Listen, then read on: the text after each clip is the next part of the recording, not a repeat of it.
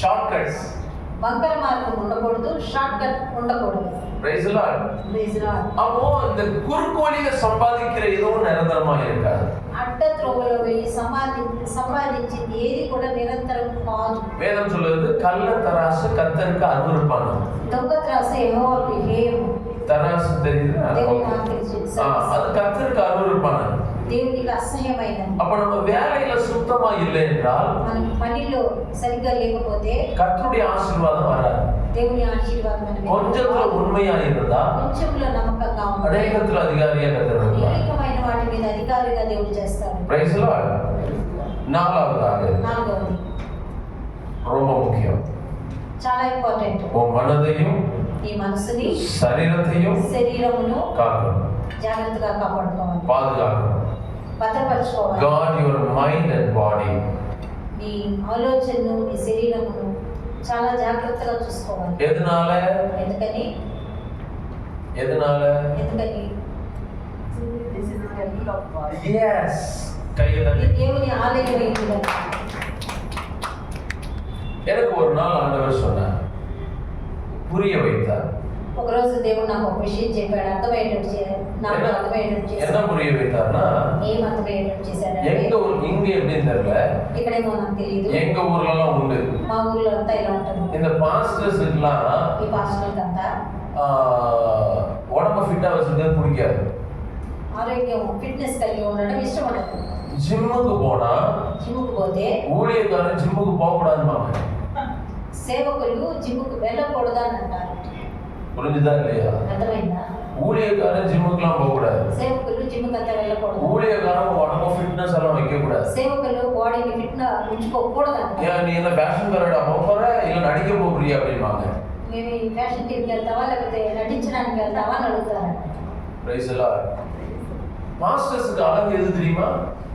సేవకులకు అందం ఏంటో తెలుసా? நானும் ஒரு பாஸ்டர், அதனால தான் சொல்றேன். నేను కూడా ఒక సేవకుడిని కాబట్టి பாஸ்டர்ஸ்க்கு அழகு పాస్టర్ மத்திய பிரதேசம் நல்லா இருக்கும். మధ్యప్రదేశం బాగుంది. கொஞ்சமா இருந்தா சின்ன பாஸ்டர்னு அர்த்தம். కొంచెంగా ఉంటే చిన్న పాస్టర్ అని అంటారు. கொஞ்சம் பெருசா இருந்துச்சுன்னா ஒரு ஓரளவு கொஞ்சம் எப்படி சொல்லலாம், కొంచెం ఎక్కువగా ఉందంటే ட்ரிபிள் எக்ஸ்எல் இருந்தா அப்போஸ்தலர் விஷயம் என்று அர்த்தம். இதுக்கு பேர் புல்பீட் பம்பர். దీనికి పేరు புல்பீட்ல போய் பம்பர் மாதிரி வச்சு இதுதான் பாஸ்டர்ஸ்க்கு அழகு நினைக்கிறாங்க. ఇదే పాస్టర్లకు అందం అనుకుంటున్నారు. எனக்கு அதனாலதான் நிறைய பாஸ்டர்ஸோட லைஃபும் చాలా మంది పాస్టర్ల యొక్క நம்ம జీవితం மேல இருக்கிற தரிசனம் நிறைவேறாம பாதியிலேயே போயிடுறாங்க. వారి మీద ఉన్న దర్శనము నెరవేరకుండా సగంలోనే పోతుంది. எனக்கு ஒரு நாள் ஆண்டவர் அதை காண்பித்தார். ఒకరోజు దేవుడు నాకు అదే చూపించాడు. நான் எப்பவுமே ஆண்டவருடைய பிரசன்னத்துல வைப்பேன் சில விஷயத்தை. నేను కొన్ని విషయాలను దేవుని సముఖమందు పెడుతూ వస్తాను. அப்ப ஆண்டவர் எனக்கு காண்பித்த வசனம் இது. అయితే అప్పుడు నాకు దేవుడు చూపించిన వాక్యం ఇది. இது தேவனுடைய ஆலயம். ఇది దేవుని ఆలయమైంది. ஆண்டவர் இங்க இல்ல, ఆయన ఇక్కడ లేరు, இங்க வாசம் பண்றார். ఇక్కడ నివాసం. హల్లెలూయా. இது தேவனுடைய ஆலயமா இருக்குமானா, ఇది దేవుని ఆలయమైనప్పుడు தண்ணி அடிக்கிறதோ తాగడము, இல்ல ஒரு பெண்ணுடைய ஒரு ஆணுடைய வேசித்தனம் இருக்கிறதோ, ఒక స్త్రీతోనూ పురుషునితోనూ వేశ్య సాంగత్యం చేయడం, சிகரெட் பண்றதோ, సిగరెట్ తాగడము, இது மட்டும் தவறு கிடையாது. ఇది మాత్రమే తప్పు కాదు. இந்த இந்த ஆலயத்துக்கு ஒரு மிகப்பெரிய வேல்யூ இருக்கு. ఈ శరీరమునకు చాలా విలువ ఉంది. கர்த்தர் வாசம் பண்றாரு. దేవుడు నివసిస్తున్నాడు. இதுல இருக்கிற ஸ்பேர் பார்ட்ஸ் எல்லாம் ரொம்ப காஸ்ட்லியானது. ఇందులో ఉన్న స్పేర్ పార్ట్స్ అన్ని చాలా కాస్ట్లీ.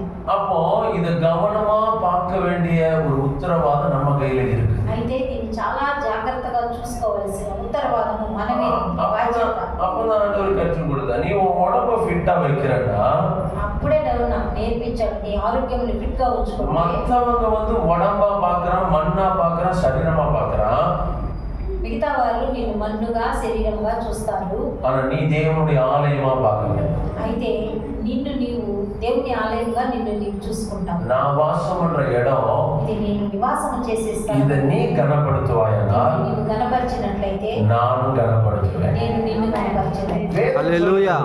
వాక్యం చెప్తుంది. இதை ஒருவன் கெடுத்து போட்டால் దీన్ని ఎవడైనా పాడు చేస్తే நான் அவனை கெடுத்து போடுவேன். నేను వాడిని పాడు చేస్తాను. அர்த்தம் என்னன்னா, మీనింగ్ ఏంటంటే, கண்ட கண்ட சாப்பாடையும் சாப்பிடுறது, కనబడిందల్లా తినడం, கண்ட கண்ட நேரத்துல தூங்குறது, ఎప్పుడు పడితే అప్పుడు నిద్రపోవడం, சாப்பிட்ட உடனே போய் தூங்கிடணும். తిన్న వెంటనే నిద్రపోవడం.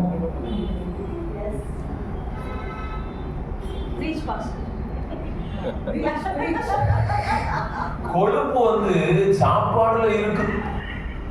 ஆண்டவரே, யாரையும் திட்டல, சரியா? నేను ఎవరిని తిట్టలేదు. கொழுப்பு வந்து சாப்பாடுல இருக்குதோ இல்லையோ, కొవ్వు అంటే కొవ్వు పదార్థం అనేది భోజనంలో ఉందో இந்த மாதிரி செஞ்சோம்னா உடம்பு ஃபுல்லா வந்துடும்.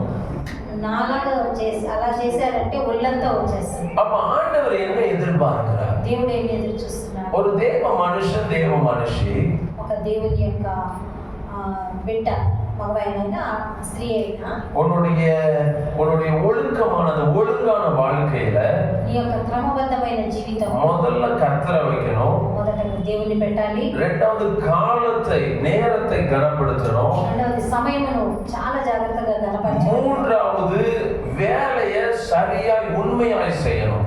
మూడవది வேலைங்கிறது கர்த்தர் நமக்கு கொடுத்த வேலையா இருக்கலாம், இல்ல ஊழியம்னா ஊழியமா இருக்கலாம். మూడవది పనిని చాలా జాగ్రత్తగా నమ్మకంగా భయంతో చేయాలి. இன்னைக்கு நம்ம அநேகருடைய நான் பார்த்துருக்கிறேன், நிறைய பாஸ்டர்ஸ், நிறையவருடைய ஊழியம் எப்படி இருக்குன்னா, నేను చూశాను చాలా మంది సేవకులు వాళ్ళ సేవ ఎలా ఉందంటే 24/7 சொல்லுவாங்க. 24/7 అని చెప్తారు. ஞாயிற்றுக்கிழமை ஒரு ஆராதனை, ఆదివారం ఆరాధన, புதன்கிழமை ஒரு பைபிள் ஸ்டடி, బుధవారం ఒక బైబిల్ స్టడీ, வெள்ளிக்கிழமை ஒரு ஃபாஸ்டிங் பிரேயர், ఫ్రైడే ఒక ఫాస్టింగ్ ప్రేయర్, அடுத்த ஞாயிற்றுக்கிழமை சர்வீஸ். మళ్ళీ ఆదివారం సర్వీస్. இது மட்டும்தான் அவங்க ஊழியம். ఇదే వాళ్ళ సేవ అనుకుంటారు. சாயங்காலம் ஃபுல்லா ஹவுஸ் விசிட், సాయంత్రం అంతా హౌస్ విజిటింగ్, டே ஃபுல்லா வீட்டுல குப்பரடிச்சு தூங்கலாம். కేర్ఫుల్గా గోడలో పడుకొని చక్కగా నిద్రపోవడం. No, no. 24/7 24/7 అంటే நாம் தீவிரமா இருக்கணும். మనము చాలా தரிசனத்தை தீட்டிக் கொண்டே இருக்கணும். ஆத்திரப்படி దేవుని దర్శనం ஒவ்வொரு நேரமும் நாம் ஜெபிக்கணும், வேதத்தை தியானிக்கணும், நாம் ஆத்துமாக்களை எப்படி அறுவடை செய்யணுங்கிறத ஓடிக்கொண்டே இருக்கணும். ఒక్కొక్క రోజు ఒక్కొక్క సమయము ప్రార్థన చేయాలి, వాక్యం చదువుకోవాలి, ఆత్మలను ఎలా సంపాదించాలనే భారం కలిగి ఉండాలి. மூணாவது நல்ல வேலை செய்யணும், நல்ல ஊழியத்தை செய்யணும். మూడవది మంచిగా పని చేయాలి, మంచిగా సేవ చేయాలి. நாலாவது ஒரு சரீரத்தையும் மனதையும் பாதுகாக்கணும். నాలుగవది మన శరీరమును మనసును జాగ్రత్తగా కాపాడుకోవాలి. இது எப்படி அப்படின்னா, ఇది ఎలా అంటే முதல்ல தூக்கம், మొదట నిద్ర 7 to 8 hours கண்டிப்பா தூங்கணும். 7 to 8 hours మంచిగా నిద్రపోవాలి. எத்தனை பேர் இங்க 7 to 8 hours நல்லா தூங்குறேன்னு சொல்றீங்க? இல்ல. சோ ஆட்டோமேட்டிக்கா మన శరీరத்தை நாம என்ன செய்யறோம்னா கெடுக்க ஆரம்பிக்கிறோம். సో ఆటోమేటిక్ గా మన శరీరమును మనమే చెడుకుంటాం. தேவ ராஜ்யத்தை கெடுக்க ஆரம்பிக்கிறோம். దేవుని రాజ్యమును మనం தேவ ராஜ்யம்னா என்ன? தேவாலயத்தை, నా దేవుని ఆలయము, నా శరీరాన్ని నేను చెడుకోవడం ప్రారంభిస్తున్నాను. சரியா தூங்கலனா సరిగా నిద్రపోకపోతే சுகர் வரும், షుగర్ వస్తుంది, பிரஷர் வரும், ప్రెషర్ వస్తుంది, எல்லாமே வரும். అన్నీ వచ్చేస్తుంది. எனக்கு ஒரு 2 இயர்ஸ்க்கு முன்னாடி నాకు 2 సంవత్సరాల క్రితము திடீர்னு பார்த்தா பிரஷர் அப்நார்மலா போயிட்டு இருந்துச்சு. ఉన్నట్టుండి చూస్తే ప్రెషర్ అబ్నార్మల్ అయిపోయింది. அது வேற ஒரு போராட்டம் கூட. అదొక పోరాటం కూడా. நரம்பு எல்லாம், இந்த நர்வ்ஸ் எல்லாமே ஆட்டோமேட்டிக்கா துடிக்க ஆரம்பிக்கும். నా తల్లోని నరాలన్నీ ఉన్నట్టుండి కొట్టుకోవడం, స్పీడ్గా కొట్టుకోవడం. அதுவும் லைட்டா டென்ஷன் ஆயிட்டோம்னா ரொம்ப துடிக்கும். నేను కొంచెం టెన్షన్ పడ్డానంటే అది ఎక్కువగా కొట్టుకుంటుంది. ஏன்னா நான் அந்த நேரம் தூங்குனது வந்து 2:30 மணி 3 மணி நைட். ఎందుకంటే రాత్రిలో 2:30 3 గంటలు మాత్రమే నిద్ర ఉంటుంది. ஸோ நான் பாட்டு ஜோம் பண்ணுவேன், நான் பாட்டு பைபிளை வாசிப்பேன், எல்லாத்தையும் செஞ்சுட்டு தூங்குறதுக்கு அவ்வளோ நேரம் ஆகும். నా పాటికి నేను ప్రార్థన చేసుకుంటాను, వాక్యం చదువుకుంటాను, నిద్రపోయేసరికి అలా అయిపోతుంది. இப்போ இந்த போராட்டமான சூழ்நிலைகளை போனேன். ఇలాంటి పోరాటంతో కూడిన సమయంలో కంప్లీట్ రెస్ట్. அப்புறம் இப்போ நான் என்ன செய்யறேன்னா, అయితే నేను ఇప్పుడు ఏం చేస్తున్నాను, என்னுடைய தூக்க பழக்கத்தை நான் மாற்றினேன். నా నిద్ర సమయాన్ని నేను మార్చేసాను. என்னுடைய தனிப்பட்ட ஜெபம், டிவோஷனுடைய அந்த தியான பகுதியுடைய காரியத்தையும் மாற்றினேன். నేను వ్యక్తిగతమైన ప్రార్థన, వాక్య ధ్యానమును ఆ సమయాన్ని మార్చేశాను. எனக்கு இப்போ எந்த பிரஷரும் கிடையாது, நான் எந்த டேப்லெட்டும் எடுக்கல. నాకు ఇప్పుడు ఏ ప్రెషర్ లేదు, నేను ఏ టాబ్లెట్, எந்த சுகரும் இல்ல, ఏ షుగర్ లేదు. கர்த்தர் நல்லா தான் வச்சிருக்காரு. దేవుడు నన్ను బాగానే పెట్టున్నాడు. நான் எதுக்கு சொல்ல வரேன்னா தூக்கம் ரொம்ப இம்பார்ட்டன்ட். నేను ఎందుకు చెప్తున్నానంటే నిద్ర అనేది చాలా ఇంపార్టెంట్. ரெண்டாவது வார்த்தையும் ஜெபமும். வார்த்தையும் ஜெபமும். రెండవది మాటయు ప్రార్థన. நம்முடைய வாழ்க்கையில இந்த சரீரம் நன்றாய் இருக்க வேண்டுமானால் మన శరీరం చక్కగా మంచిగా ఉండాలంటే நம்முடைய வாழ்க்கையில வார்த்தையும் பாதுகாக்க வேண்டும். మన జీవితంలో నోటి మాటలు కూడా చాలా மூணாவது ஒழுக்கமான வாழ்க்கை. మూడవది పరిశుద్ధమైన జీవిత యొక్క నడత. Price the Lord. டிசிப்ளின், ஒழுக்கம். ஒழுக்கமான வாழ்க்கைனா என்ன? ஒழுக்கம் எந்த கடையில கிடைக்கும் பாஸ்டர் அப்படின்னு கேக்குறீங்களோ? పరిశుద్ధమైన జీవితం అంటే ఎక్కడలో దొరుకుతుంది అనుకుంటున్నారు? పరిశుద్ధமான வாழ்க்கை இல்ல. டிசிப்ளின் மீன்ஸ் క్రమశిక్షణ. அது எந்த கடையில கிடைக்கும் நினைக்கிறீங்களோ? ఎక్కడైనా దొరుకుతుంది అనుకుంటున్నారా? டிசிப்ளின் என்பது அது self discipline is very important. Self discipline అనేది చాలా చాలా ఇంపార్టెంట్. Price the Lord. அது தூங்குறது, சாப்பிடுறது, எதை சாப்பிடணுமோ அதை தான் சாப்பிடணும். నిద్రపోవడము, భోంచేయడం, ఏది తినాలో అది మాత్రమే తినాలి. எதை சாப்பிடக்கூடாது அதை சாப்பிடக்கூடாது. ఏది తినకూడదో అది తినకూడదు. எல்லாத்தையும் அனுபவிக்க எனக்கு அதிகாரம் உண்டு. అన్నింటిని అనుభవించుటకు నాకు అధికారం కలదు. எல்லாம் எனக்கு தகுதியா இருக்கு. అన్నీ నాకు తగినవి కాదు. Praise the Lord. Praise the Lord. ஆமா. அதனால இந்த மத்த அடிக்ஷன், ஸ்மோக்கோ மத்த இது எல்லாமே இல்லாம டிசிப்ளினோட இருக்கிறது. అంటే మిగతా తాగుడు, స్మోకింగ్ ఇవి మాత్రమే కాకుండా ఇవి కూడా డిసిప్లిన్ లో ఒక భాగమే. ఐదవదిగా పணத்தையும் பொருளையும் நிர்வகிக்க வேண்டும். సమయమును, సొమ్మును, పணத்தையும் பொருளையும், ధనమును, వస్తువులను మేనేజ్ మనీ అండ్ థింగ్స్ జాగ్రత్తగా వాడుకోవాలి. Price the Lord. உக்ரான முறை, இது வந்து ஸ்டூவர்ட்ஷிப் சிஸ்டம்னு சொல்றாங்க. இப்போ பணத்தையும் அதாவது பணத்தையும் பொருளையும் பராமரிக்கிறது ரொம்ப இம்பார்ட்டன்ட். డబ్బును తర్వాత వస్తువులను జాగ్రత్తగా కాపాడుకోవడం కూడా చాలా ఇంపార్టెంట్. ஏன்னா இதெல்லாம் கொடுக்கிறது கர்த்தர். ఇవన్నీ ఇచ్చేది కూడా దేవుడే. இதெல்லாம் கொடுக்கிறது கர்த்தர். ఇవన్నీ ఇచ్చేది కూడా దేవుడే. ஒரு மாசம் ரொம்ப வரும், ఒక నెల ఎక్కువ వస్తుంది, ஒரு மாசம் கம்மியா இருக்கலாம், ఒక మాసం తక్కువగా ఉంటుంది. நம்ம என்ன நினைப்போம்னா ஒரு மாசம் வந்தோடனே சூப்பர் இந்த மாசம் நல்லா இருக்கு அப்படின்னு சொல்லி அதை ஃபுல்லா தின்னு அழிச்சிருவோம், இல்லை எப்படியோ விரைவு பண்ணி அழிச்சிருவோம். ఒక నెలలో ఎక్కువ వచ్చిందనేసి బాగుంది, సూపర్గా ఉంది అని చెప్పి ఉన్నదంతా ఒకేసారి తినడమో లేదా ఖర్చు పెట్టడం చేసి మొత్తాన్ని మనం ఏమీ లేకుండా చేస్తాం. தேவனுடைய பிள்ளைகள் உன்னை அறிந்து கொள்ளணும். దేవుని బిడ్డలారా ఒకటి గ్రహించండి. உங்க பிசினஸ்லயோ ஊழியத்திலயோ ஒரு மாசம் நல்லா வருது அப்படின்னு சொன்னா మీ బిజినెస్ లో గానీ మీ సేవలో గానీ మంచిగా వస్తుందంటే அதை பாதுகாக்க வேண்டும். దాన్ని జాగ్రత్తగా కాపాడుకోవాలి. ஏன்னா அடுத்த மாசம் ఎందుకంటే నెక్స్ట్ మంత్ ஒரு வில்லனஸ் வரப்போகுது. ఒక కరువు రాబోతుంది. கர்த்தர் அதுக்கு முன்னாடியே உன்னை காக்கும்படி சில காரியத்தை வைத்திருக்கிறார் அர்த்தம். దేవుడు అందుకంటే ముందే నీకు దాన్ని సమకూర్చి నీ చేతిలో పెట్టాడు అని అర్థం. Money management is very very very important. డబ్బుని ఎలా ఖర్చు పెట్టాలనేది చాలా చాలా ఇంపార్టెంట్. இன்னைக்கு பண குழப்பம் இஸ் ஈக்குவல் டு வாழ்க்கை குழப்பமாக மாறிவிடும். ఈ దినాల్లో డబ్బు యొక్క ప్రాధాన్యత మరియు అనుకూలత లేని, అంటే డబ్బుని గురించిన విషయంలో కలత చెందడము, అదే సమయంలో జీవితం యొక్క అర్థం, பண குழப்பம் வாழ்க்கை குழப்பமாய் மாறியது. డబ్బు యొక్క దాన్ని ఎట్టబడితే అట్ట వాడితే జీవితం కూడా ఎట్టబడితే. பணத்தினால நிறைய குடும்பமே உடைஞ்சு போறத பாக்குறோம். డబ్బు వల్ల ఎన్నో కుటుంబాలు చిన్నపిన్నమైపోవడం చూస్తున్నాం. பட்ஜெட் கரெக்டா போடணும். సో బడ్జెట్ కరెక్ట్ గా వేసుకోవాలి. அந்த மணி ஸ்கெడ్యూల్ கரெக்ட் பண்ணணும். ఆ మనీ యొక్క అది రాసుకున్నదంతా జాగ్రత్తగా కరెక్ట్ చేసుకోవాలి. அதாவது கொடு, சேவ் பண்ணு, செலவு பண்ணணும். ఇవ్వు, సమకూర్చుకో, ఖర్చు పెట్టుకో. கொடு, அதாவது 10% கர்த்தருக்கு கொடு, 10వ వంతు దేవునికి ఇవ్వు, 20% சேமித்து வை, 20% సమకూర్చుకో అంటే సేవింగ్స్, மீதி இருக்கிற 70யும் செலவு பண்ணுங்க. మిగతా 70% ఖర్చు పెట్టుకో. இதை நம்ம செய்தாலே வாழ்க்கை கரெக்டா போக ஆரம்பிக்கும். ఇది మనం చేస్తేనే జీవితం చక్కగా వెళ్తుంది. மூணாவது கடன் இருக்க கூடாது. మూడవది అప్పు ఉండకూడదు. கடன் வாங்கக்கூடாது. అప్పు చెయ్యకూడదు. கடன் வாங்கணும். అప్పు తీసుకోవాలి. கடன் நல்லது. అప్పు మంచిదే. நல்ல கடன் நல்லது. మంచి అప్పు మంచిది. கெட்ட கடன் கெட்டது. చెడు అప్పు చెడు. ஆனா பாஸ்டர் நீங்க வேதத்தை புரட்டுறீங்கன்னு சொல்றீங்களா? మీరు బైబిల్ తిరగేస్తున్నారు అంటున్నారా? ஆண்டவர் சொல்றாரு கடன் வாங்க கூடாதுன்னு சொல்றாரு. దేవుడు ఏమన్నాడు? అప్పు చేయొద్దు అన్నాడు. நீ கடன் கொடுக்கணும்னு சொல்றாரு. అప్పు ఇయ్యాలి అన్నాడు. ஆனா நீங்க கடன் வாங்கன்னு சொல்றீங்க. అయితే మీరు అప్పు తీయాలి అని చెప్తున్నారు. அதுவும் மாத்திரம் இல்லாம கடனுக்கு புதிய இன்ஷியல்லாம் கொடுக்குறீங்க, நல்ல கடன் சொல்லி. మళ్ళీ అప్పుకు ఒక మంచి ఇన్షియల్ కూడా ఇస్తున్నారు, మంచి అప్పు అని. நீங்க கேட்கலாம், మీరు అడగొచ్చు. நான் நல்ல கடன் என்னன்னு சொல்றேன். మంచి అప్పు ఏంటో చెప్తాను.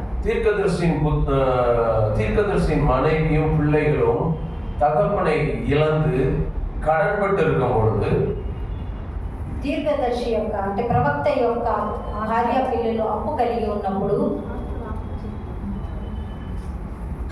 எலிசா தீர்க்கதரிசியில போய் கேக்குறாங்க. ఎలీషా ప్రవక్త దగ్గరికి వెళ్ళి అడిగారు. எலிசா தீர்க்கதரிசி வாட்ட என்ன இருக்குன்னு கேக்குறாரு. ఎలీషా ప్రవక్త నీ దగ్గర ఏముందని అడిగాడు. என்கிட்ட ஒரு குடம் எண்ணெய் தான் இருக்குங்கிறா. నా దగ్గర కొంచెం నూనె మాత్రమే ఉందని చెప్తాడు. அப்போ எலிசா சொல்றாரு, అట్లయితే ఎలీషా అంటాడు, போய் எல்லார்கிட்டையும் பக்கத்துல இருக்க வீடுகள் எல்லாத்தையும் இருந்து பாத்திரங்களை வாங்கிட்டு வா அப்படிங்கிறார். నీ చుట్టూ ఉన్న వారి దగ్గరికి వెళ్ళి నీ పాత్రలను తీసుకురా అంటాడు. அதுக்கு பேர் என்னது? దానికి పేరేంటి? கடன். అప్పు. கடன் நல்ல கடன். అది మంచి అప్పు. பிரைஸ் எல்லாம் கடனை வாங்கிட்டு வர சொல்றாரு. అప్పులు తీసుకురమ్మంటున్నాడు. இப்போ அதை ஊத்துறாரு. ఇప్పుడు పోస్తున్నాడు. இதெல்லாம் ஊத்த சொல்றாரு. ఇదంతా పోయమన్నాడు. நிரம்ப எல்லா பாத்திரமும் நிரம்புது.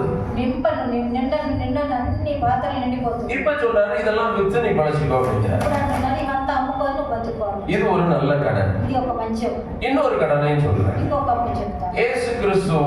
యేసుక్రీస్తు வலைய சும்மா வெறும் வலைய அலசிட்டு இருக்கிறவனை பாக்குறாரு. ఒట్టి వలను కడుక్కుంటున్న వాళ్ళని చూసి ஏற்கனவே ஏமாந்து போயிருக்கான். ఆల్రెడీ వాడు మునిగిపోయి தோல்வி நஷ்டத்துல இருக்கிறான். నష్టము కోలుకోలేని స్థితిలో ఉన్నాడు. ஆண்டவர் சொல்றாரு வா என் கூட வலைய போடு அப்படிங்கிறாரு. ఇప్పుడు దేవుడు నమ్మడానికి ఏమన్నాడంటే రా వల విసిరు. இப்போ வலைய போட்டு இழுக்க முடியல. ఇప్పుడు వలను బట్టి లాగుతుంటే లాగలేకపోతున్నాడు. ఫుల్ వల கிளியிற மாதிரி மீன் வந்துச்சு. ఫుల్గా వల చినిగేంత చేపలు పడ్డాయి. அள்ளி போட்ல போடுறான். అన్ని ఏరి ఇంకో బోట్లు அந்த படகு முழுசும் இப்போ நிரம்பி மூழ்கிற மாதிரி ஆயிடுச்சு. ఇంకొక పడవ ఫుల్ అయిపోయి మునిగిపోయే స్థితిలో. ஆனா ஸ்டில் மீன் என்ன செய்யுது வலையில? అయితే చేపలు వల్ల ఏం చేస్తుంది? இருக்குது. ఇంకా ఉంది. இப்போ இவங்க எல்லாம் அப்படியே விட்டுட்டு வந்துட்டாங்களா? అన్ని వదిలేసి వచ్చేసారా? என்ன செஞ்சாங்க? ఏం చేశారు? ఫ్రెండ్స్ இங்க வா, எனக்கு உன் படகு கொஞ்சம் தேவைப்படுது. கொஞ்ச நேரத்துக்கு நான் கரைக்கு போற வரைக்கும் உன் படகு எனக்கு நான் ரெண்டுக்கு எடுக்கிறேன், எனக்கு கடனாத்தா அப்படிங்கிறாரு.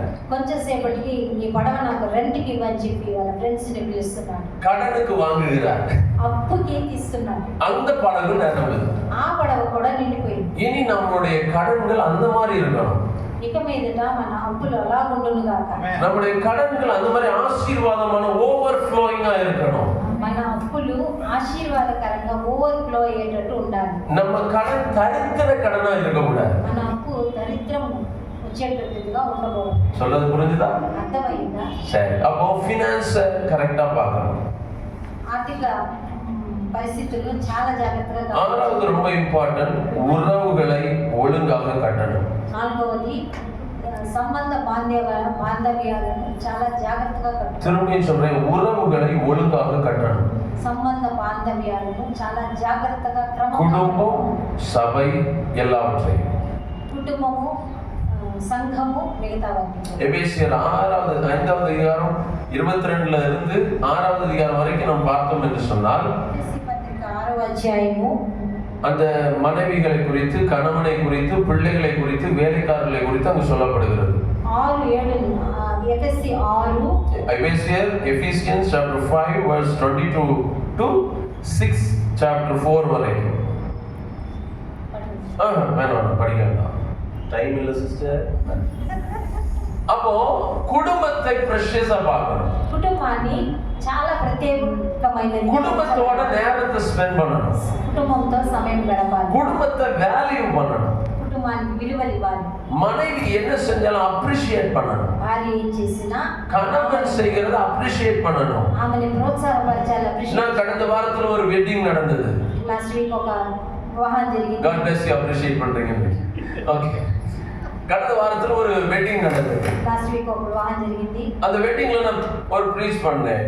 నేను ఆ వివాహంలో వాక్యం చెప్పాను. ஃபேமிலி కుటుంబాన్ని గురించి, ஃபேமிலி அப்படிங்கிறது ఫ్యామిలీ మీద మాట్లాడాను. முதல்ல family F for F R forgiveness.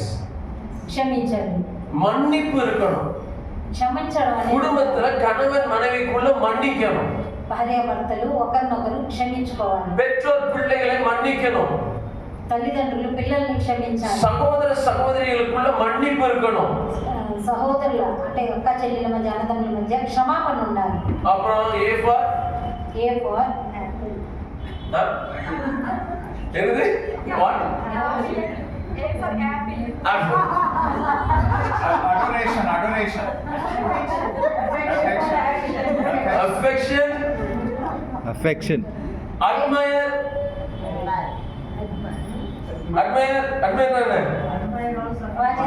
Affection. Yeah. No? Admire. ஒரு affection இருக்கணும். ఒక ప్రేమ. இன்னைக்கு நிறைய ஃபேமிலி உடையறதுக்கு காரணம் என்ன தெரியுமா? చాలా కుటుంబాలు చిన్న భిన్నం అవడానికి కారణం ఏంటో తెలుసా? என் affection என் மனைவி